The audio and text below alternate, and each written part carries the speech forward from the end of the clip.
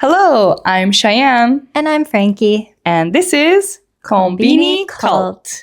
Back with another spooky episode for October. Ooh, ooh, ooh, ooh. Or should I say, ooh. Yeah. Don't have any life updates, but I just wanted to show that I bought the spicy curry chips that put some people in the hospital. This is one of them right there. If you're watching on YouTube, we have a skeleton next to us, Steve. We still have Steve with us this episode. He's victim of those chips. Yeah. What episode did we talk about these chips in? I forgot the number. Maybe 17. It was about like current events, stealth photography, some deep topics. Yeah, just a couple episodes ago, right? Yeah. Well, at this point, it would be more than a couple. More than a couple. You're right. Sorry. We've recorded a lot. Yeah. But yeah, if you haven't watched that episode already, you should, because there's some very heavy but important topics. Yeah, and it's going to add a lot of context to what we're about to post later about those chips. Yeah. Yeah, so we're going to try these for TikTok. Yes. So by the time this episode comes out, the TikTok video will be up. Yes. Well, TikTok video will be up and my butthole will be ruined down. Oh, no. Sitting down on the toilet. Okay. Okay, so today our theme, still along the lines of spooky stuff, we have superstitions and some classic urban legends. Yes. Very nice. I'm learning so much about Japanese urban legends against my will mostly, but it's fun. Yeah. I like it. Okay. So I thought some useful words of the day. One is meishin, superstition. Very nice. Another word we have is onryō. So a vengeful spirit. I couldn't read the English or the Japanese. Yeah. What is the kanji for onryō? Vengeful spirit. Is that revenge or like vengeful, I guess? And then it's like spirit for the other one. Yeah, the other one is spirit. I'm always curious like how these words come up, you know? Or like how resentment, blame, complaining, resentment. So Spirit, a resentful spirit. Oh, resentful, there you go. Vengeful spirit. That makes sense. Okay. Onryō. Onryō. It's really hard to say. That's hard to say. Yeah. Onryō. It's the like, R-Y. Ryo. Oh, yeah. Ryo. But when it's preceded by like it's hard. Ryo. Like it's really hard to say. Yeah. Onryō. Onryō. Sorry if your ears are bleeding listening to us say that. But yeah. If you can say it perfectly, good for you. We don't care. Yeah. We care. I'm just jealous. Yeah. Okay. Yeah. So why don't we start with some common superstitions? Yes. Ooh, let's see we can like which ones we've heard of. Yeah. So these are common superstitions in Japan. Yeah. Okay. Can we also say like we've heard of it and it's a common superstition in Japan and if it exists like from where we grew up yeah, like if there's a similar one. Yeah. Okay. Sounds good. Okay. So the first one is if you whistle at night, snakes will come, or also spirits or evil and bad luck. Do you have this? Like when you're growing up? This is a big Hawaii thing too. Oh, really? Nobody whistles at night if you're from Hawaii because we think it will attract like bad spirits and like bad juju and everything too. Yeah. Oh, okay. Well, that's probably where it comes from because we have so many there's a lot Japanese of similarities. Immigrants and everything. Yeah. I didn't know it came from that. Okay. Next. Don't cut your nails at night because it will shorten your life. Oh, I heard the don't cut your nails at night one, but I didn't know. You didn't know the reason? Yeah. And we don't have this back home. Bad luck, shorten your life. Interesting. That's not stopping like all the Oji-san from doing it though. Maybe that's why they cut their nails at their desk during work hours. Because they can't do it at night. All right. That's why they live so long. That's why they do it in Family Mart. Yeah, there you go. Yeah. Or in like the cafe that I was eating at the other day. Yeah. Okay, anyway. Okay. Next one is, oh my God, don't sleep with your head north because dead bodies are placed facing north. Yeah, at funerals, they will place the head facing north. I don't know which direction I sleep in. I don't want to know. Yeah, I don't know what direction I sleep in, but like, it's not, sorry, like I'm going to just bring up Hawaii every time probably in this episode, but for us, I never heard like don't sleep north, but it's bad to sleep with your feet facing the door. And the reason at least what I was told or like brought to, raised to think about is because you get dragged from your feet if there's like a bad spirit coming to like you get come dragged get you from your head too? I guess they love the feet. They got a foot Okay. fetish. I don't know. It could have, honestly, it probably started with the north thing and like Okay. dead bodies face north. And then eventually it just like was like, we don't know what direction that is. Just don't face your feet towards the door. Okay. Yeah, that's a similar one. Oh, I feel better because I don't have my feet facing the door in Yeah, my me bedroom. neither. Yay. Never. Okay. Okay. So in Western Mhm. culture, the number that is bad luck is 13. Yes. Unlucky 13. Yeah. But in Japan and other Asian cultures, Yeah. it's number 4 and Yep. number 9 because 4 Mhm. is she, Yeah. death, Mm-hmm. and then 9, ku, Mm. suffering. Oh, yeah. I didn't know number 9. Yeah. Do you know why 13 is the unlucky number in Western culture? So I don't know why. Do you? I heard something like recently. I don't know why my boyfriend and I were talking about this, but he told me because I like same. So we're talking about unlucky numbers in Mhm. Japan versus like the West, and I was like, oh yeah, it's 13. In Western cultures, and then I was like, but I don't know why though. And then my boyfriend was like, oh, because when you get hung, like there's 13 steps What? to the How does he little know platform. that? Because the death penalty in Japan is Oh. yeah. Did you not know that? I didn't know that. It's like still very very much okay. by that. Yeah. So I don't know if like there's just 13 steps in the Mhm. Japanese one and that's why he thinks that way, or if like actually we should look it up, but like apparently there are 13 stairs, like 13 steps on the way to get hung, like and stuff Okay. back then, which is why 13 is unlucky according to Okay. him. So if we're wrong, Okay. just write a If you know hate another comment theory- to him. Yeah. If you know another theory, drop a comment below. We can't be bothered to look that up right now. Sorry. Yeah. Okay. Sorry. Ooh, next. Yeah, this one's you. Okay. Stepping on the edge of tatami mats is considered disrespectful and unlucky as the edges represent the border between different worlds or realms. I had didn't no know idea. that. I did not know. The edge of like the green part, like the little like where it's like sewn together. guess that so. edge part. Okay. Not like the edge of like the room, right? Like, Yeah, I think okay, okay. Just checking. the edge of the actual tatami. Okay, cool. I didn't had know that. no idea about that one. I learned something new. I guess that's like stepping on a crack in the sidewalk or something. Step Bad on a luck. crap, break your mama's mother's back. Step on a tatami mat edge, go over the ledge to another realm. Whoa. Bars. Whoa. Okay.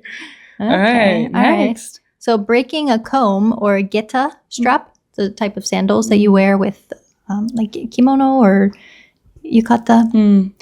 That's like breaking a mirror in Western cultures. Hmm. So bad luck. I don't know if it's bad luck for 7 years, Yeah. but bad luck. Yeah, I didn't know that one either. Okay. Yeah. So if you Alright. guys know any other superstitions, drop below in the comments. Yeah. I knew more than I thought, but there was a Mhm. lot I didn't know. So interesting. All right. All right. I guess I'm not gonna step on any tatami mat edges Yeah. soon. Be careful. Mm-hmm. Okay. So for these urban legends, so we read some creepypastas in a previous episode, Yes. and those are like internet culture, Mm-hmm. but these are pretty well known Oh, okay. among just Japanese anybody? people. yeah. So I have a little story for each one, and then a little bit of background into the origins and the Okay. lore for each one, Very fun. so we can go through. back and forth with Okay. these. Yeah. Frankie So- prepared a lot of these, so thank Yes. you. So for the first one, Mhm. I'll have you read the story, and I'll read the background. Okay. So- So this is the story. yeah. Here's how Do you know her? No, and I don't want to know her. Who is she?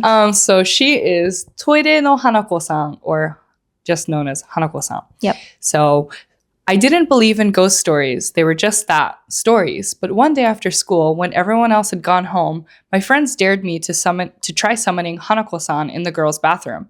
Laughing it off, I accepted. The school was eerily quiet as I made my way to the third-floor restroom. The fluorescent lights flickered overhead, casting long shadows down the empty hall. I opened the door to the bathroom, and the sound of the heavy door creaking echoing through the silence. I approached the third stall and hesitated for a moment. It felt silly standing there about to talk to an empty bathroom stall. But the thought of my friends teasing me for backing out pushed me forward. I knocked 3 times. my knuckles tapping the cold, chipped paint on the door. Hanako-san, are you there? I called out, my voice shaky even though I wanted to sound brave. For a moment, there was nothing but the quiet hum of the fluorescent lights. I sighed, relieved. Just as I was about to turn around and leave, I heard it. A soft voice, barely above a whisper. Yes, I am. My heart leapt into my throat. I froze, staring at the door, unable to move. The voice was small, like a little girl's, but something about it sent chills down my spine. I thought maybe my mind was playing tricks on me, but before I could convince myself of that, I saw something. A shadow. A small figure appeared under the door. I could see the edges of a red skirt peeking out beneath the stall. My legs felt like they were glued to the floor. I wanted to run, but curiosity got the better of me. Slowly, with trembling hands, I reached for the door. As I pulled it open, the hinges creaked, and there she was, Hanako-san. She looked like just the rumors said, short, black hair, pale skin, and a red skirt. Her eyes were dark, almost hollow, and she was smiling. Not a friendly smile, but a sad, knowing one. I've been waiting, she whispered. I don't know what happened after that. The next thing I remember is my friends finding me sitting outside the bathroom, shaking uncontrollably. They thought I was just trying to scare them, but I knew what I had seen. Since then, I've never gone near that bathroom again. And every time I pass the third floor hall, I swear I can feel her eyes watching me, waiting for someone else to call her name. Ooh. The end. Okay. So a bit of background. Mm-hmm. Hanako-san is the spirit of a schoolgirl that haunts school toilets. She dates back to the 1950s, which is probably why a popular origin story is that she was, unfortunately, hiding in the toilet during a game of hide and seek during World War II air raids, and she stayed to haunt the toilets after the war ended. Other theories are that she was attacked in the toilet by either a parent or a stranger, or that she took her own life in the school toilets after being bullied. She's often depicted with a short bob haircut, bloodshot eyes, and she wears a red skirt or dress. So do you have to worry about running into her? Well, if you want to find her, she can actually be summoned inside of schools. No thanks. Go to the girls' toilet on the 3rd floor, walk up to the 3rd stall, knock 3 times and ask if she's there. If she is, you might see a hand slowly opening the door from inside the stall. If you open the door and find Hanako-san there, she will drag you into the toilet with her, right down to hell. If you manage to run away, she might still be waiting for you next time you use the toilet.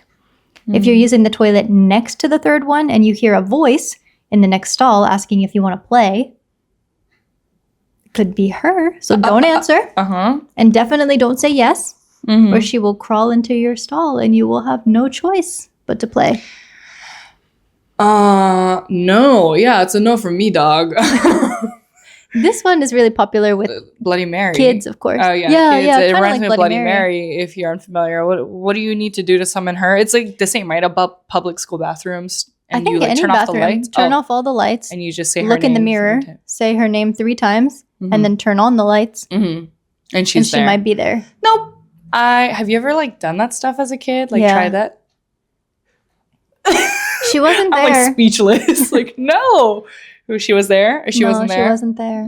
Okay, good. Yeah. How about like this Hanako-san thing? Like, have you ever heard or met anyone who has like kind of experienced something like when they were a kid, they tried to summon Hanako-san and everything? No, I've only heard of people doing it like as a prank. Like a prank, yeah. Yeah. I wonder if like, because this is a big one with like kids probably, right? Or at Yes. least like I want to Yeah, 'cause say it's school middle toilets. schoolers. Yeah. So I wonder if like kids knowing this, do they avoid like the 3rd floor or like at least the 3rd Maybe. stall? I would like, because depending on like what school, a lot of, I think it's really common, especially in junior high schools here, there's middle school here runs for 3 grades. So you have like 1st grader, 2nd grader, 3rd year. So 7th, 8th, 9th grade.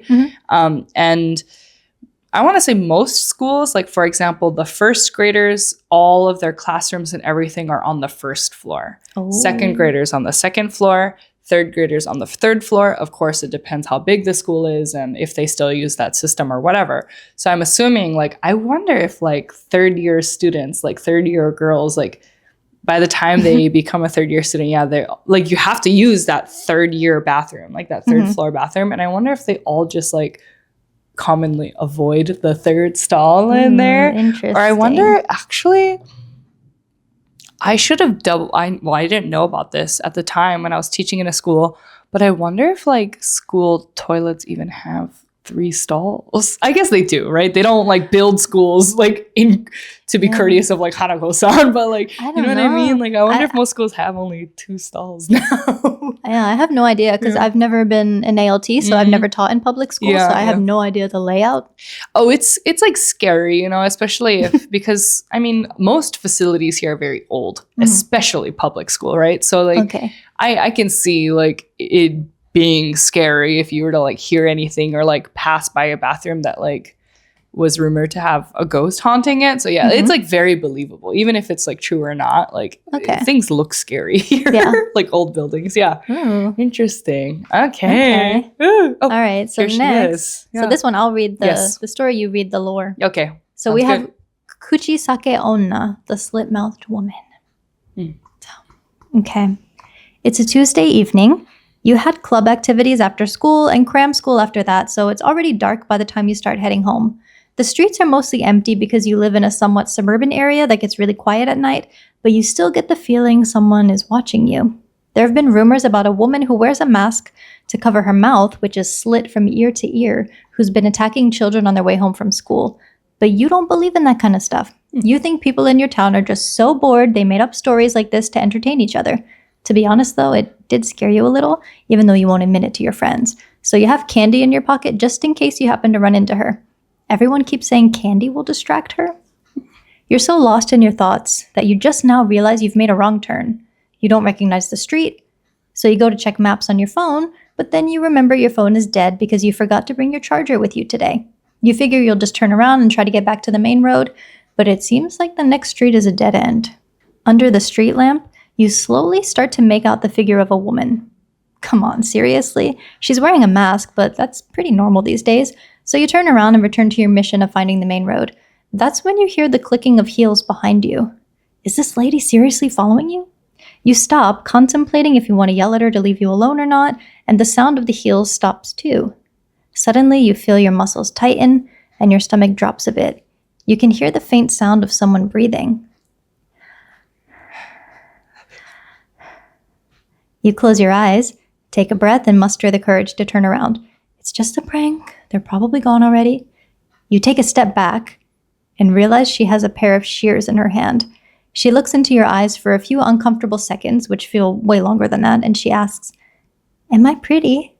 Whether she's actually the slit-mouthed woman or not, it's probably a bad idea to mess with this person holding a weapon, so you just tell her, "Yeah, of course," and you decide you'll make a run for it, but your legs feel like they're rooted in place. She moves her hand up to her ear and starts to pull off her mask. This is when you start to feel your legs again. You remember the candy in your pocket, throw it at her, and make a break for it. Your next turn does bring you back to the main road. You slow down to a jog, then a power walk for a bit, and finally you're back at your apartment complex. You make it up to the second floor and make the mistake of looking back down at the street. Somebody is standing there. Without staring too long, you quickly unlock your door and rush inside the apartment, quickly locking the door behind you and staring at the window to see if she followed you up. Then you realize your mom isn't home. Of course, Tuesday's the night she works late. This woman is probably not going to break into your home. It's just a prank. So you calm down after a few minutes and make a cup of tea. About 30 minutes or so later, there's a knock at your door. If it was your mom, she wouldn't have to knock. You take a look through the peephole just to be safe. You immediately jump back when you see the woman's face, mouth sliced from ear to ear and caked in blood through the distorted peephole lens. You put your hand over your mouth so the woman can't hear your breathing and you crouch down. After what feels like an eternity, you hear the lock quickly turn. How did she do that? It's not her though. It's your mom. Your mom asks if you're okay, takes a shower, and falls asleep with the TV on. You're still freaked out and can't sleep. Suddenly, there's a breaking news announcement. The body of a junior high school student was found at a local park, slashed in several places, including their mouth, and the cut went from ear to ear. Okay. All right. I have some jokes to make, but before we get into that, let's read about her origins. Okay, so Kuchisake Onna, the infamous slit-mouthed woman, is one of the most beloved and feared characters and urban legends. There are a few stories about how she turned into an onryō, a vengeful spirit, but the most classic samurai tale is that she was extremely beautiful and she had a jealous husband who accused her of having an affair. He sliced her mouth from ear to ear and asked, who would possibly think she's beautiful now with a face like that? In the late 1970s, the panic surrounding her was very real. The first sighting of her was in Gifu Prefecture, and the Nagoya Times published an article about her in January 1979. Some towns enforced curfews for school children, and some schools had children go home together in groups escorted by teachers. Police also increased their patrols. In June of the same year, a woman in Himeji City of Hyogo Prefecture was arrested for dressing as her and walking around with a kitchen knife. Ever since that first sighting of her in Gifu in the 1970s, witnesses have been coming forward to share stories of their encounters with her, and lots of them are children. Even as recently as 2012, there was a report in Kagoshima from 3 girls who were playing at a park in the early evening who had been approached by a woman who looked exactly like her. Luckily, they weren't harmed. Kuchisake Onna is always wearing a mask. It's not uncommon in Japan for people to wear masks, so that in itself might not be an immediate red flag. She usually is in a trench coat, and her weapon of choice is often long shears. So what's the big deal? What does Kuchisake Onna do to the people who encounter her? She isolates the people who are walking alone, though sometimes she'll find small groups. She'll approach you and ask you if you think she's pretty. If you say yes, she'll remove her mask, revealing her mutilated face and ask, even now? If you say yes again, she'll slice your mouth and give you the same smile. If you say no, she'll follow you home and...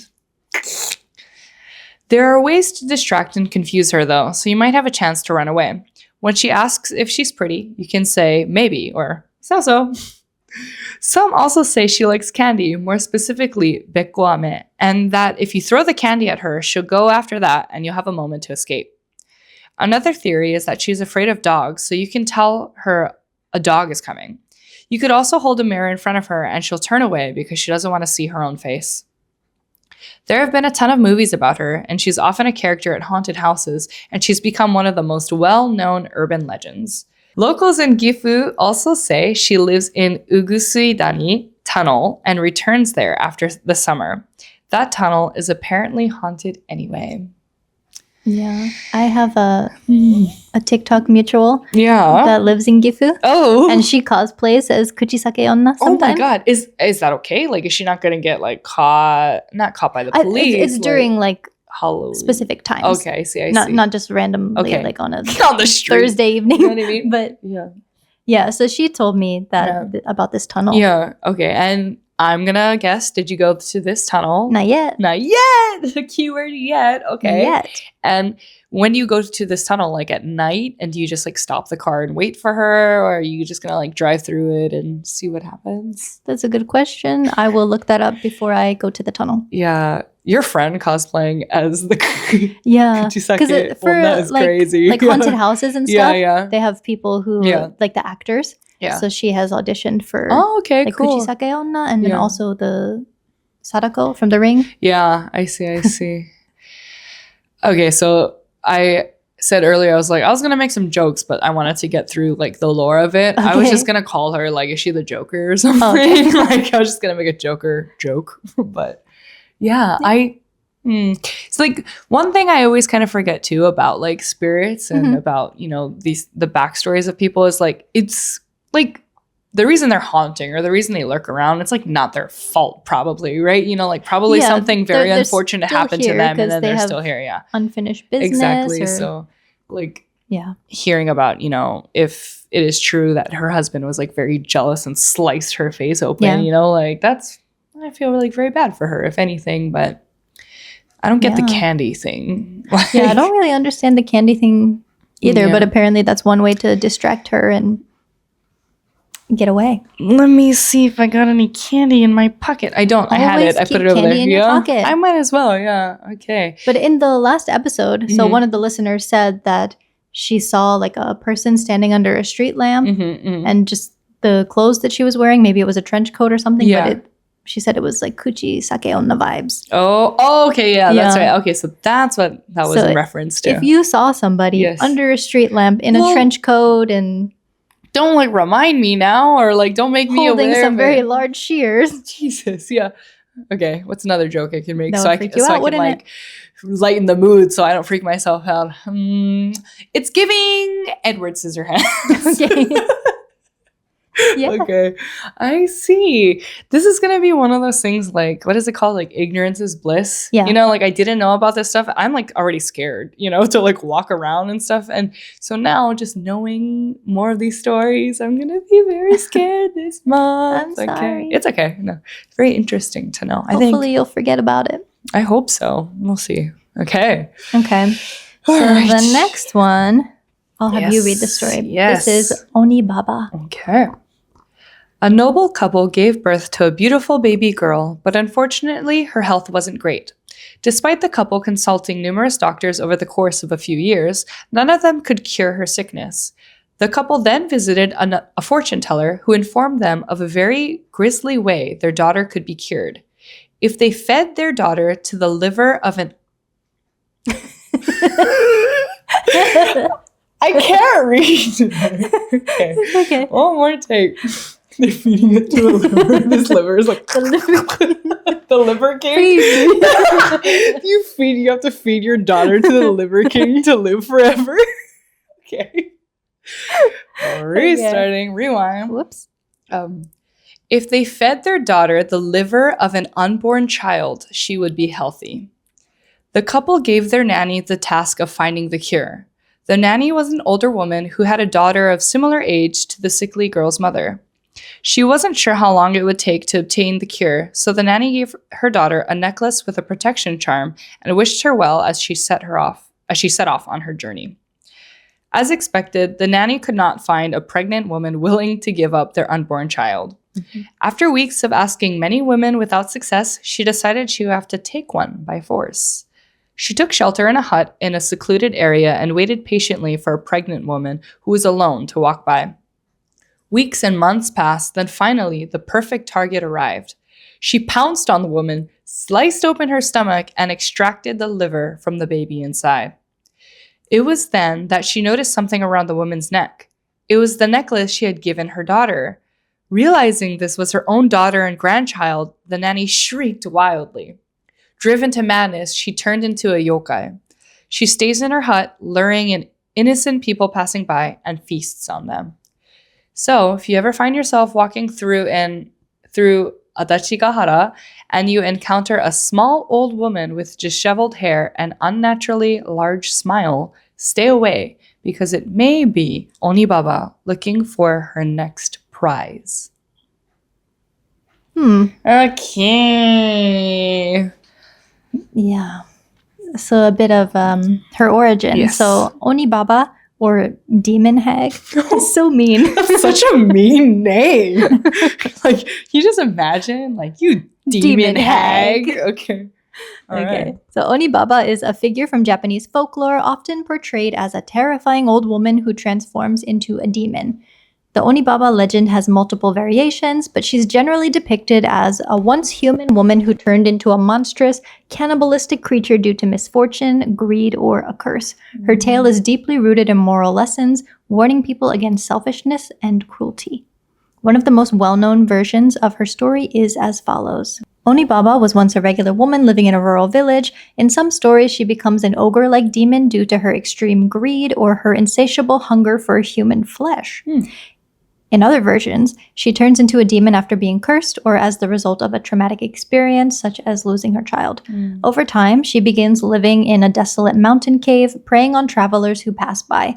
Disguised as a frail old woman, she invites unsuspecting victims into her home, only to reveal her true form, a hideous, horned demon with sharp claws, once they are too close to escape. There are also variations of the story in which she is reformed, sometimes after realizing the pain she's caused or due to divine intervention. Yet in most cases, Oni Baba remains a tragic and terrifying figure, an embodiment of the monstrous potential within human nature. Her story often serves as a cautionary tale about the consequences of uncontrolled anger, bitterness, and greed, and how they can transform a person into something inhuman. Oh, why is it gotta be an old lady? Why is it gotta be like an old angry lady? Now I'm trying to think of like if my boyfriend and I have ever like fought, and if I've ever like gotten really angry and started yelling. Has he ever called me an Oni Baba? Sure. maybe he said Oni, like don't turn into an Oni. But now I know that reference. So if someone ever calls me an Oni Baba, I'm gonna turn into an Oni Baba, I guess. Yeah. You know how like on Japanese TV programs, one of the big things is pranks. Yes. So I saw a TV program before where they were pranking somebody, where they were like staying in like a mountain hut, and the old lady turned into Oni Baba. I mean, it's like funny as a viewer, right? But I'm sure that's so scary. Terrifying. Yeah, like they got in the car and they were trying to run away from her, and I think they had a stunt double who was wearing a mask, but they had the person like jump onto the hood of the car. That's crazy. Japanese pranks, like sometimes like they're really fun, so but they far. go hard for their pranks. They go so far, and like to a point it like can almost probably injures a lot of people. Like, you know, another episode idea. Yeah. No, I would love to talk about that, because there is when keeping it real goes wrong. Yeah, when like, pranks go wrong. Seriously, like how far is too far? Kind of like how funny is Japanese comedy almost, because it's like low-key bullying. Like, you know, it's a lot of like physical harassment and bullying almost. But there was another prank I saw where I don't know if this is like from a movie or another like what do you call it, like scary story or superstition that people have here, but it gave like Grudge vibes, kind of, where the person being pranked, so they finished like, you know, shooting for the day or whatever, so they went back to the hotel, and they're in the shower, they're like washing their hair, and so there's like a hidden camera in the shower, right, and there's a vent in the ceiling where the person doing the pranking is coming out of, and they're like, you know, they have like white makeup on, their like hair is really long, they like look like Sadako, you know, like the Grudge or whatever. So they like come down from the vent to like hanging down, like their hair is like all down and stuff, and it's like scary, you know, like it's actually scary if you see it. So, and they time it to where when the person is like washing their hair, so you have to like wipe soap away from your eyes eventually and stuff. So usually when they do that thing and like open their eyes, she's like right there in front of their face. Oh my gosh. And it's like, it's just like they're so vulnerable. They're all naked. I mean, thankfully, it's like they're doing this to all the guy comedians, right? Yeah, like, but still, you could slip. Yeah, like no, they all slip, slipped? like because they're naked in the shower. So most of them slip, or some of them like they're like, oh my god, get scared, run out of the shower, and then like slip. You know, they're like in the hallway, like naked, slipping around. And again, it's like kind of funny as a viewer, but then you realize like, oh, this is like a big went really safety far. precaution. Yeah, it's crazy, but yeah, pranks go hard. We'll talk about it next time, but yeah. Yeah, I think that would be a very good episode for sure. Okay, yeah. Well, how far the pranks go. I'll be careful not to turn into an Oni Baba by that time, I guess. Okay. So our last one is about Hito bashira, human pillars, human sacrifices. Oh, okay. So could you read this is a little bit of a background on it. Okay. So, Hito bashira, which translates to human pillar or human sacrifice, was an ancient Japanese practice in which people were buried alive in or around important construction sites, such as bridges, dams, or castles. The belief was that the human sacrifice would appease the gods or spirits and ensure the stability and longevity of the structure. It was thought that the sacrificed person's spirit would protect the site from natural disasters, enemy attacks, or other calamities. This practice was rooted in Japan's spiritual traditions, where the line between the physical and the spiritual worlds were often blurred, and people believed that the offering of a human life could placate vengeful spirits or kami, deities, to ensure the success of important projects. While the practice of Hito bashira seems gruesome by today's standards, it reflects the deep-seated belief in spiritual intervention in the success or failure of human endeavors. The practice faded over time as societal and cultural norms shifted, but the legends of human sacrifices have continued to echo through Japanese folklore. Yes. So, Okay. Oof. as a note, so it was not only Japan that had this ancient practice of Yeah. human sacrifice and human pillars. Yeah. You can find examples of this in various cultures. I feel like, Yeah. that's very believable. with the building of important structures. Mm-hmm. Yeah. Like if the construction was going wrong, people would be like, oh, great idea. Why don't we have a human sacrifice? So, I feel like that's just going to go in the total opposite direction, which is it's probably going to be what it is. haunted. Yeah. Okay. So, yeah. Oh, wait. Are you going to mention this? If so, sorry. But like the human sacrifices, I'm assuming it's like the person being sacrificed. Are they saying like, I want to help this project. I will sacrifice myself? Oh. Okay. That was what I was curious Could about. be both. Alrighty. Let's get into it.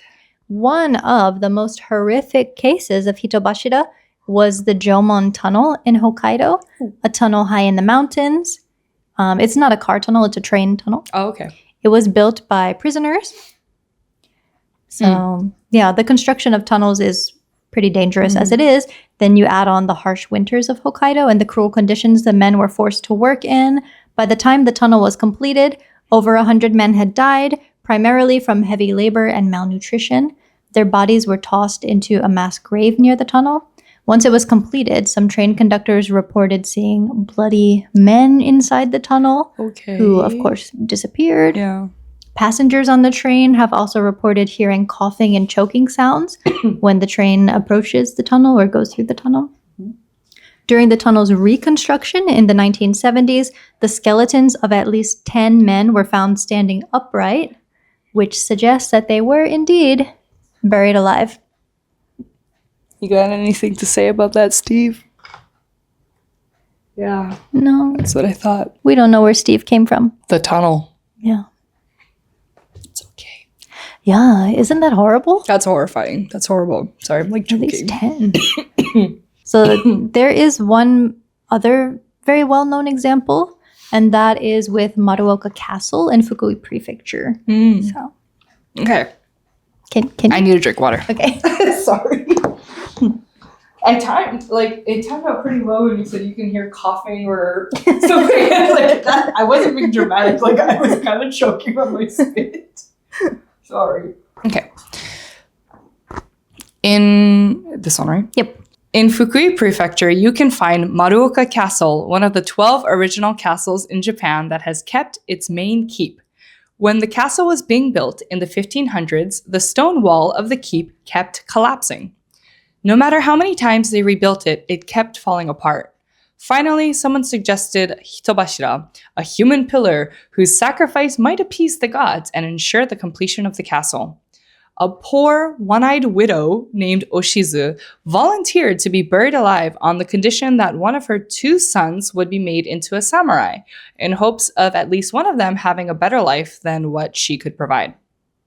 And so they rebuilt the stone wall of the keep one more time, with Oshizu standing upright inside like a pillar.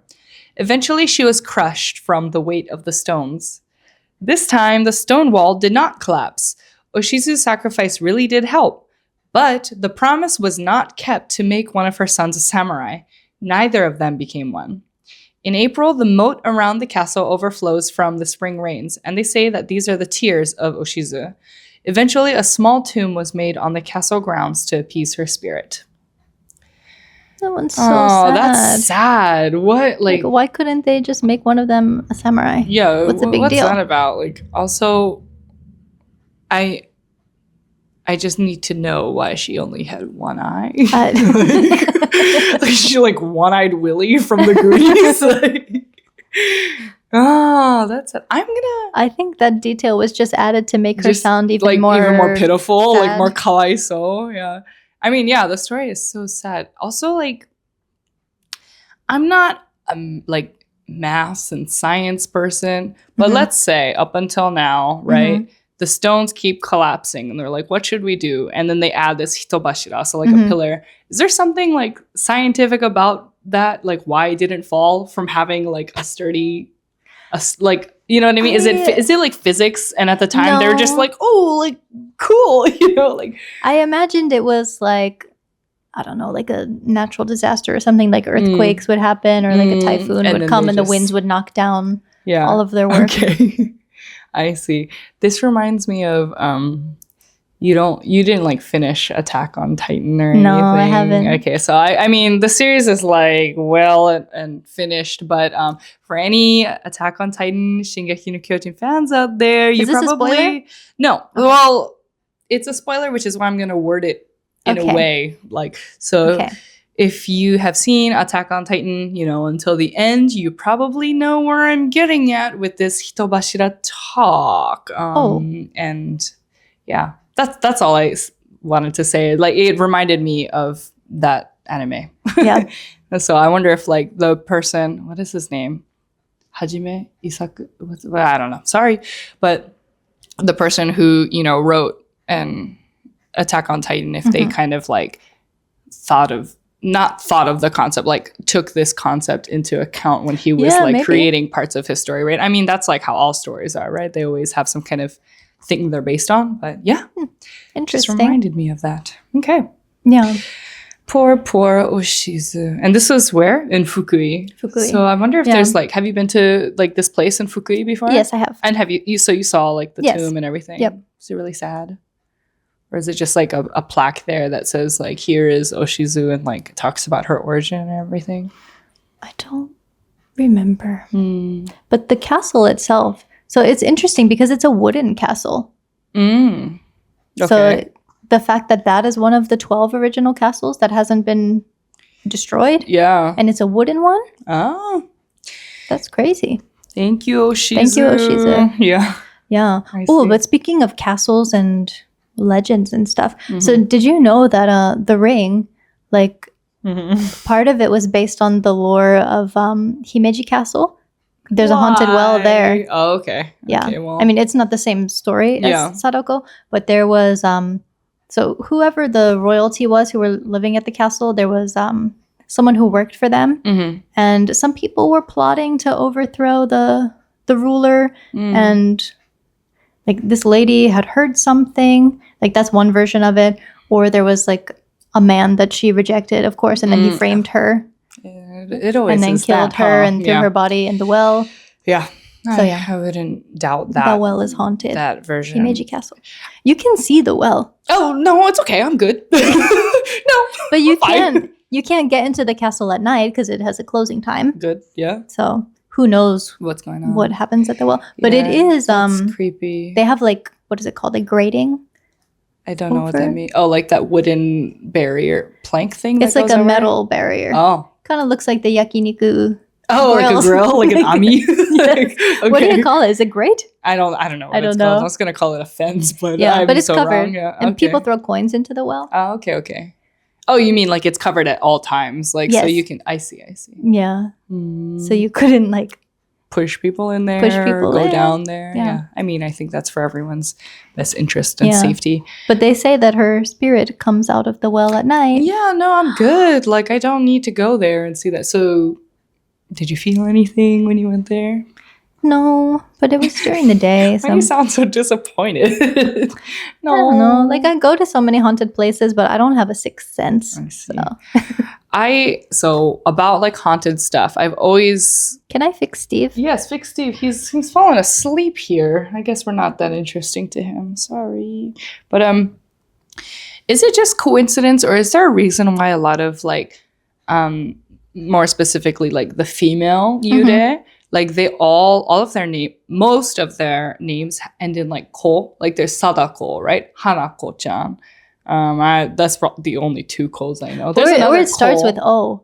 Like at Himeji Castle, it's Okiku. Oh, and so this is Oshizu at the Maruoka Castle. Do you know if there's a reason for that? Like my I think a lot of names just end in ko, especially like for depending on the generation, right? Too like that's what I thought. That's what I assumed because like I think so. If there's another reason, let us know. Yeah, because I noticed like when these stories come out and stuff, a lot of that's like how names change in any language, over time with popularity. But like there's a lot of like older women. What are they? What's the generation Oni before us? Yeah, there's a lot of Oni Babas out there. What is before millennial? Boomers? Gen X? X? Gen And, like X. there's a lot of like Gen X here who like have It's a names. boomer, Gen X, millennial, right? Is it? Okay. So the boomer Gen X here in Japan, a lot of them and like a lot of the women's names here End in Cole. Mhm. So I just assume it was like a popular name to have at the time, Yeah, which like I think so. okay, so it's just like a coincidence kind of thing then. Maybe.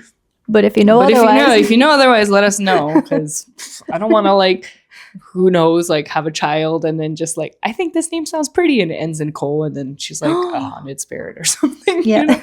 Okay. Just wanted to know if you know. Just don't name your child Oni Baba and you'll be fine. Yeah. Anything but Oni Baba. I think that's fine. Yeah. Okay. Well, on that note, shall we end it here? Yeah, that pretty much concludes the episode. We will have one more creepy episode for October. Yes. But That's it. that will be a mystery. Yeah. Thank you for preparing all of these stories. And You're welcome. we will see you in the next one. In the meantime, don't get haunted by slit mouth lady or you'll hear it from these two Oni Babas. Okay. All right. Thanks for watching and listening. Bye. Bye. Ooh.